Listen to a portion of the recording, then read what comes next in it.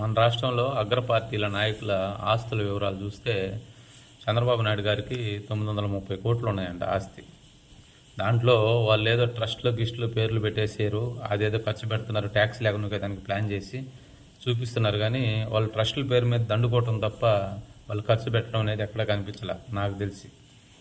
గతంలో పవన్ కళ్యాణ్ గారు కూడా విజయవాడలో 50 లక్షలు ఏమో ప్రకటించారు వాళ్ళ ట్రస్ట్ కోసం, ఎన్టీఆర్ ట్రస్ట్ అని. అదేదో అది పక్కన పెడితే మన జగన్మోహన్ రెడ్డి గారికి 750 కోట్ల ఆస్తులు ఉన్నాయంట. 750 కోట్ల ఆస్తికి ₹1 కూడా ట్యాక్స్ కట్టడు.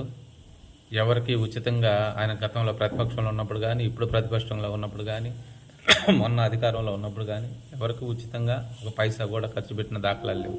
ఒక గ్లాసు మంచినీళ్ళు ఇచ్చిన దాఖలాలు కూడా లేవు. జగన్మోహన్ రెడ్డి గారి పరిస్థితి అది. ఇంకపోతే జనసేన నాయకులు మా పవన్ కళ్యాణ్ గారికి 114 కోట్లు ఆస్తులు ఉన్నాయంట. దాంట్లో ఇన్కమ్ ట్యాక్స్కి 5 సంవత్సరాల్లో 47 కోట్లు కడతాడంట ఆయన. 47 కోట్లు ఇన్కమ్ ట్యాక్స్ వాళ్ళకి కడతాడు. జిఎస్టీకి వచ్చేసి 26 కోట్లు కడతాడు. పార్టీ కోసం మన గతంలో కౌలు రైతులకు ఇచ్చారు చూడండి, వాటికి అన్నీ కలిపి ఒక 20 కోట్లు ఖర్చు పెట్టేస్తాడు. ఇంకా ఆయనకు ఉండేది 47 కోట్లు. ఇది పవన్ కళ్యాణ్ గారి నిజాయితీ, నిబద్ధత. ఆయన దోసుకుంటారు, ప్యాకేజ్ స్టారు అదే మాట్లాడుతుంటారు కదా, కుక్కలు, పేటీఎం కుక్కలు.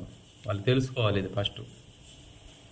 తెలుసుకొని ఏ వ్యక్తి ఎలాంటి వాళ్ళు, ఎన్ని కోట్ల ఆస్తులు ఎవరికి ఎలా వచ్చినాయి, ఎలా దోసుకుంటున్నారు, ఎలా దాచుకుంటున్నారు అనేది అర్థం చేసుకోవాలి.